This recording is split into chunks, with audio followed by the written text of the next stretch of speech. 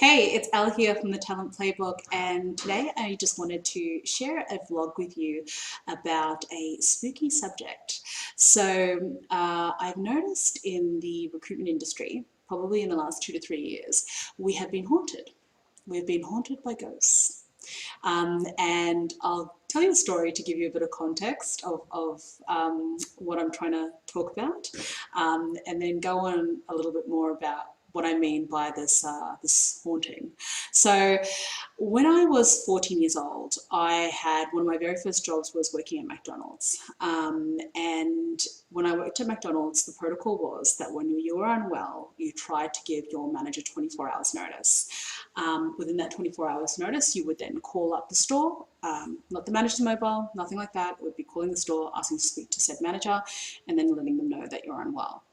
I remember one of the most challenging times was actually I had woken up and I was not unwell. I just didn't want to go to work that day. I think something must have been on. Anyway, I called up an hour before my shift to let my manager know, and I was so nervous. I mean, my manager wasn't happy at the end of the day when we had the discussion, but the whole like pick up, dial, ask to speak to manager, all those things really it really stressed me out.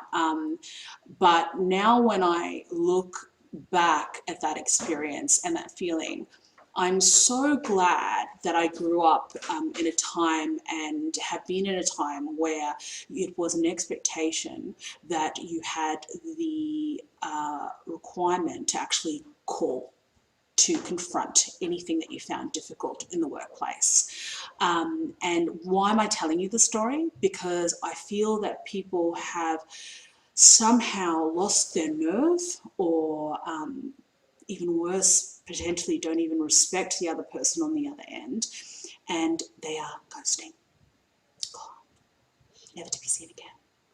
So I found it really strange. I have been ghosted that often in the last 2 to 3 years, both working in internal recruitment and external recruitment, by candidates either showing up to interview with myself or interview with a client, that I was just thinking, like, why is this happening? Like, why would you go to the effort of applying for a job? Why would you sit on a phone screen with me, go through everything, and then not show up, and then not even call, text? And people do strange things, like they'll not show up and then they'll turn their phone off, or they'll block you, or they'll block you on everything, just to avoid that interaction, that small little uncomfortable interaction where I call you and I say, hey, are you okay? Because the reality, as a recruiter, we have a duty of care to you.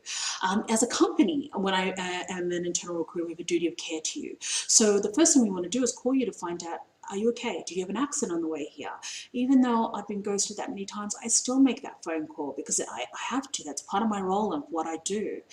But I mean, what happened to the time when we could just call and say we're no longer interested, or we can't attend, or whatever it might be?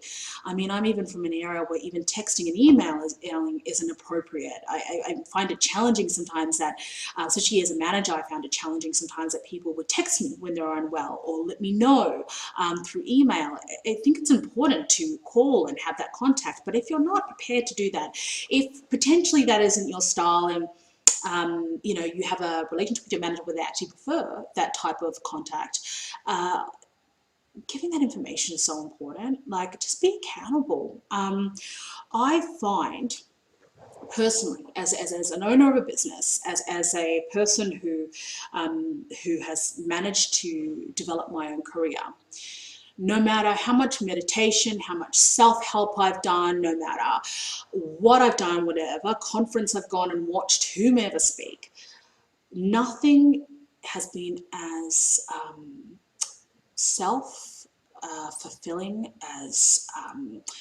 that's really pushed me to be entrepreneurial, to push me to make hard decisions, as having to do courageous actions. The courage required in business to put yourself out there, to engage, to be rejected, will be the stuff that makes you different from others, that makes you different from other candidates. that makes you so much more of a well-rounded person within yourself, right? We're not talking about just career, we're talking about self-growth, right? So I know it sounds very small, and it sounds like maybe just a recruiter having a bit of a gripe, and I always understand how controversial it is for a recruiter to comment on candidate behaviour, because I know personally we have so many flaws, and especially a lot of it is around communication with our candidates. Acknowledged, understood that, but I'm saying this personally to candidates because the effects are bigger than what you realise they are. With this small world of technology comes a small environment and small network of people.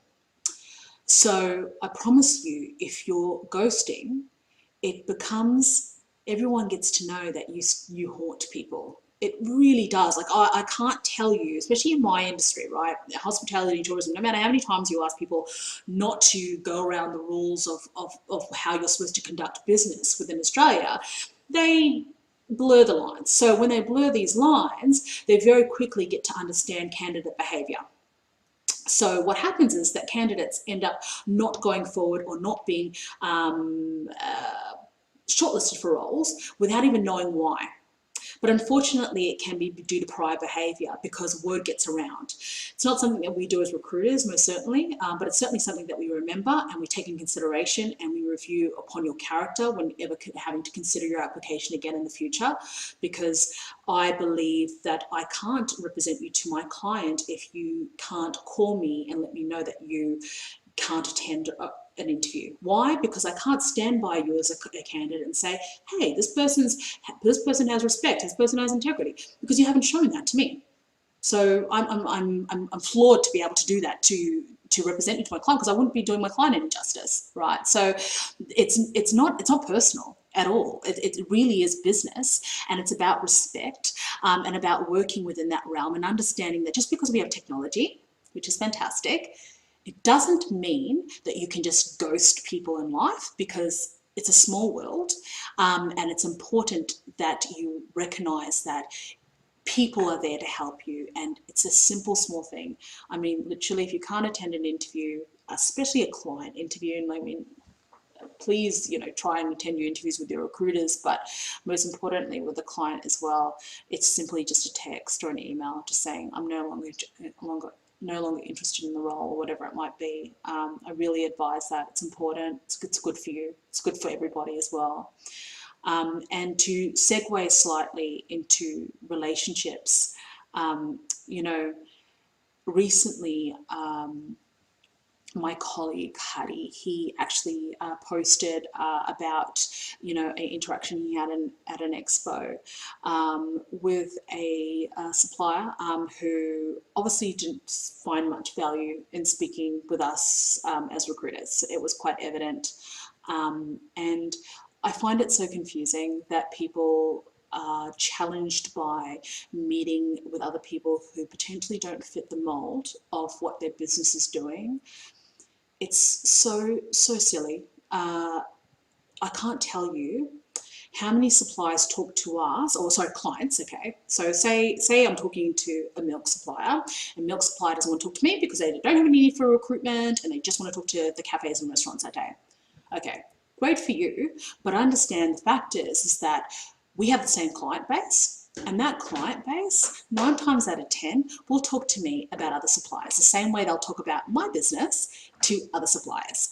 Why? Because they're not going to come directly to me and say, Elle, tell me how great the Talent Playbook is. They're going to say, Elle, do you know who blah uses for their milk? Or do have you come across this in your network, or whatever it might be?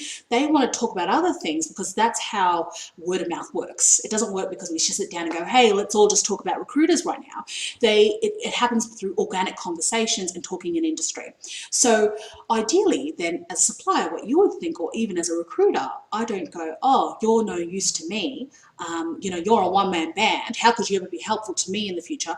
Think about the fact that every single person in your industry is somehow linked and connected in this web of your business. You can spend all the money you like on digital advertising, or on your Facebook ads, or whatever you want to do, or your influencers, but if you can't hire people and be people who are just polite to the consumer who's sitting there right in front of your face, that you spend all this marketing money to get there in front of you, it's all lost. It's all really lost. So I challenge you to really challenge yourself to go, you know what, this person might not fit the realm of what I'm trying to business develop into. It might be a boring conversation, but I'm gonna talk to them. It's, you know, a few minutes out of my life, and that way I built that rapport. We stumbled across a really fabulous supplier on the weekend, that does acai, and you know, I could tell that recruitment wouldn't be at the top of their agenda because they're breaking into the market and they weren't recruiting furiously or anything like that. But they were so lovely to us, so polite. And let me tell you, the next time anyone talks to me about acai, and I can tell you, in the last year, I've had at least 10 conversations with clients about acai, because we talk shop, right? I will be passing that company's details on because I had a wonderful interaction. They gave me their product, they talked to me, they knew that I potentially couldn't be any help to them, but they gave me such a great impression. And I thought, you know what?